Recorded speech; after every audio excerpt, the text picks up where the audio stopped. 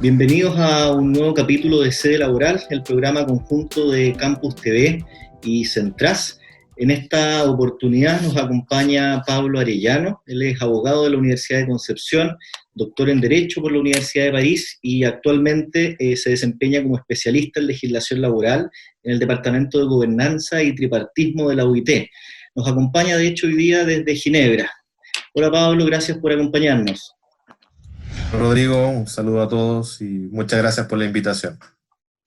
En este capítulo vamos a conversar sobre el rol de la OIT, sobre las acciones que ha ido tomando la OIT en estos tiempos de crisis sanitaria y hacia el final, ¿verdad?, haremos algunas reflexiones sobre este Día del Trabajo que se acerca. Pablo, entonces lo primero que me gustaría que nos pudieras contar es cuál es el rol que desempeña y que está desempeñando la Organización Internacional del Trabajo en estos tiempos de crisis por el coronavirus. A ver, en términos generales, la OIT tiene un rol que puede sonar un poco ajeno a esto.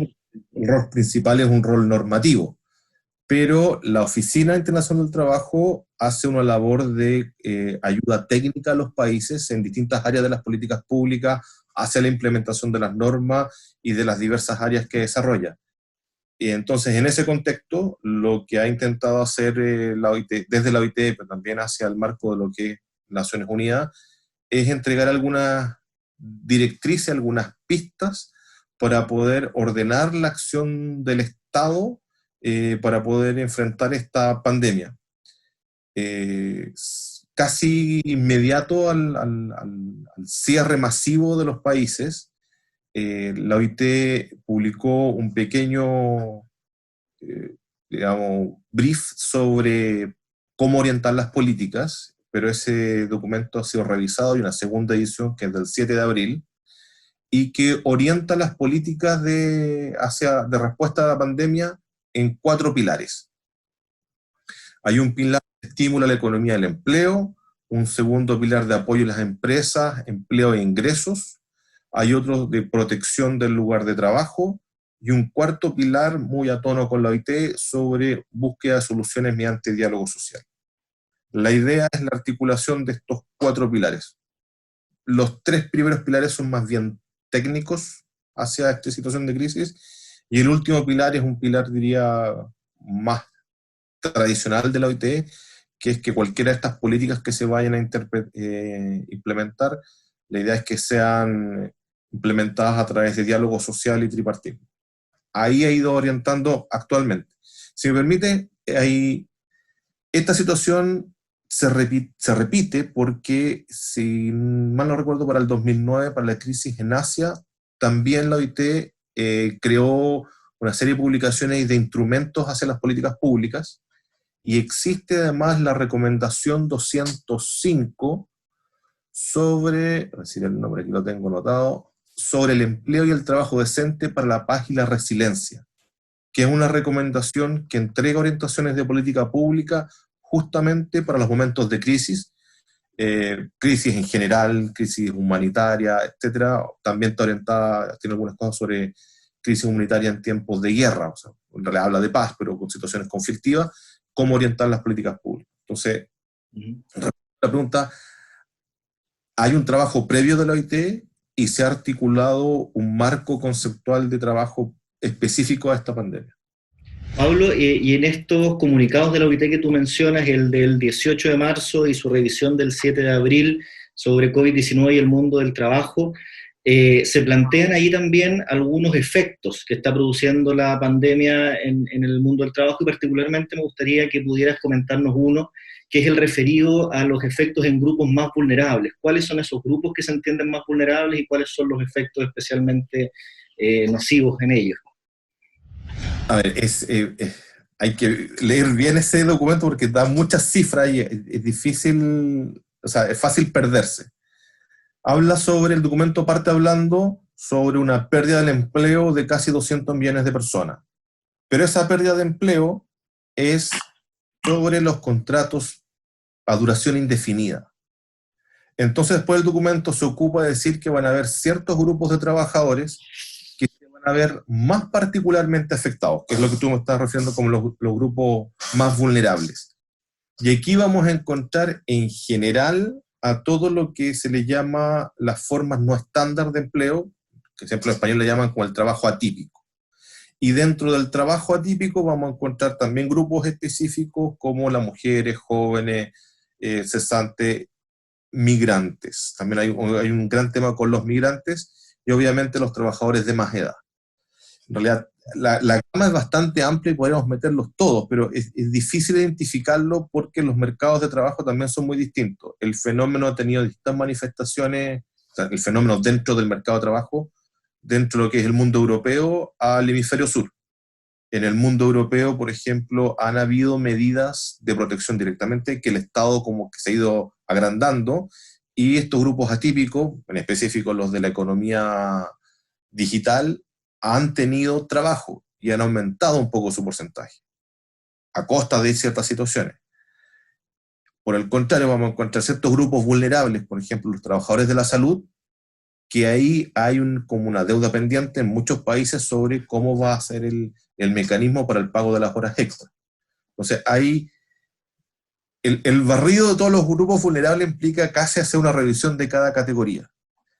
Lo que sí está claro de que hay una afectación al trabajador típico tradicional y a este barrido de los atípicos, todos estarían siendo afectados de alguna manera porque sus empleos, muchos de estos empleos que a la vez son temporales, puede que no estén ocurriendo, no puedan prestar sus servicios. Ahí eso es bastante complejo a predecir qué es lo que va a suceder.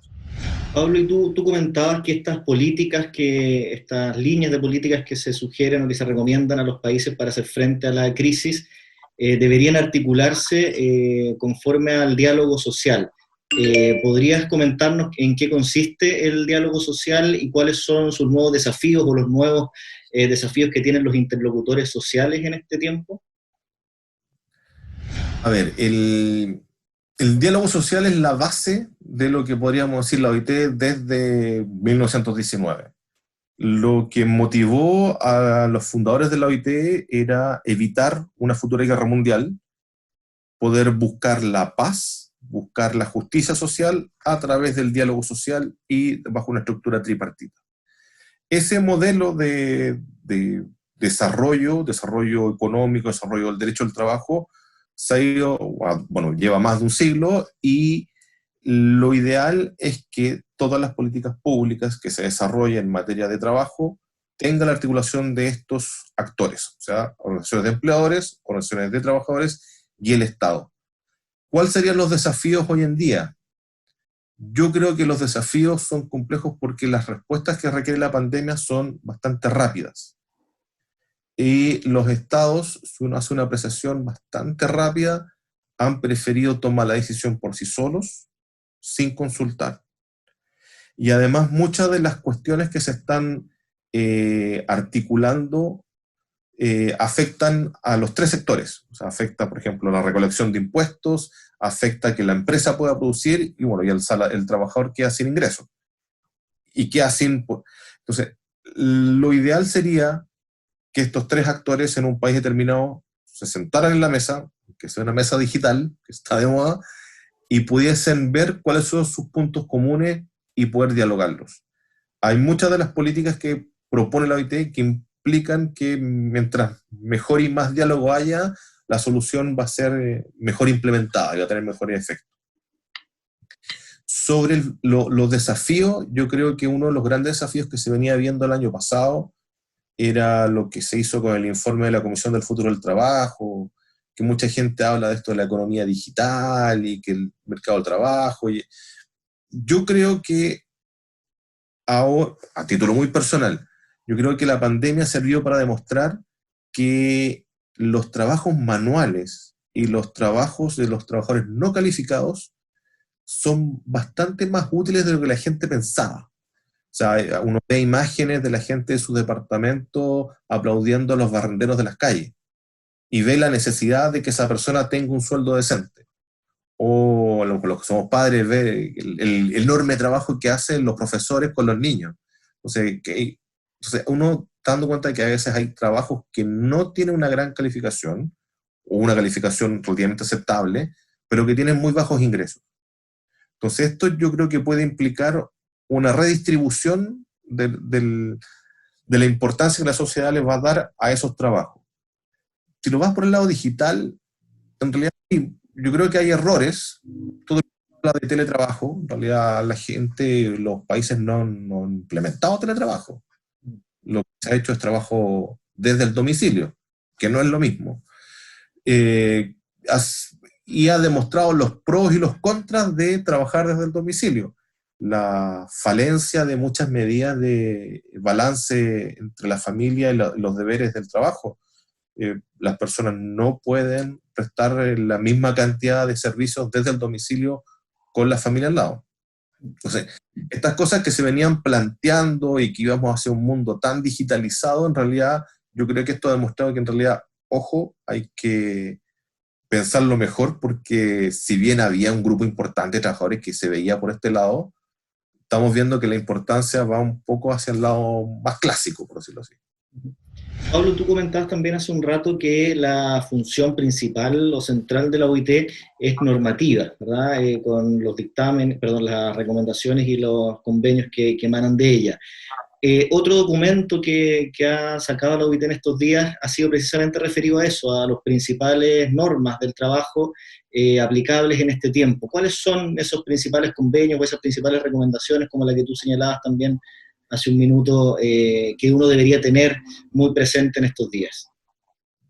A ver, en realidad, para ser muy honesto, yo creo que todo sigue vigente, no hay ninguna, los países tienen que seguir respetándolo todo.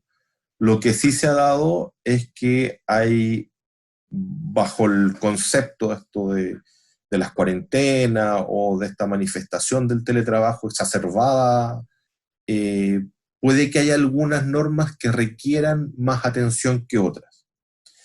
La primera es la recomendación 205. Hay, se le ha puesto, se nos ha preguntado mucho sobre el convenio 158 y la recomendación 166 sobre términos de relación de trabajo, si se puede o no se puede realizar algún despido bajo estas circunstancias. También hay normas sobre promoción al empleo, las normas sobre discriminación. eh, hay un grupo de normas también que se les, bueno, en realidad en doctrina se habla mucho sobre las normas o las regulaciones sobre flexibilidad de la regulación del trabajo, y aquí la OIT tiene normas sobre agencias temporales de empleo, sobre trabajo part-time, y una serie de normas que se están aplicando ahora, como que se están volviendo de una vuelta, y existen regulaciones mínimas. El grupo de normas que yo creo que es lo que más llama la atención y donde se ha concentrado muchos esfuerzos son el grupo de normas sobre seguridad y salud en el trabajo. Porque justamente tiene un alcance casi total de todo lo que está sucediendo. La norma de seguridad y salud en el trabajo de los trabajadores de la salud. ¿Qué pasa con la seguridad y salud en el trabajo del trabajador que ha sido enviado obligatoriamente a su casa a trabajar? ¿Qué pasa con los que siguen en las calles? ¿Qué pasa con las policías? ¿Qué normas se les van a aplicar? ¿Cuáles son las obligaciones y deberes en esos casos?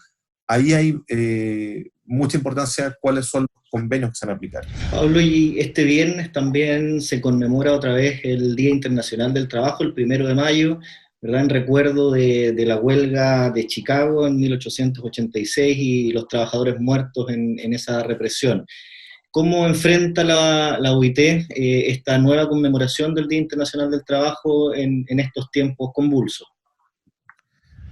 A ver, yo creo que va a haber una celebración sobria. Se van a poner acento en varias cosas. O sea, bueno, el acento solamente en esto de la seguridad y salud en el trabajo, ya que la Conferencia Internacional del Trabajo del año pasado, la declaración del centenario, lo elevó a una categoría de derecho fundamental, que es un gran tema.